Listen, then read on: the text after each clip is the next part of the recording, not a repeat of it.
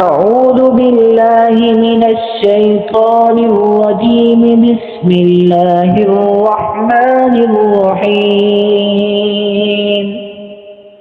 الرحمن علم القرآن خلق الإنسان علمه البيان.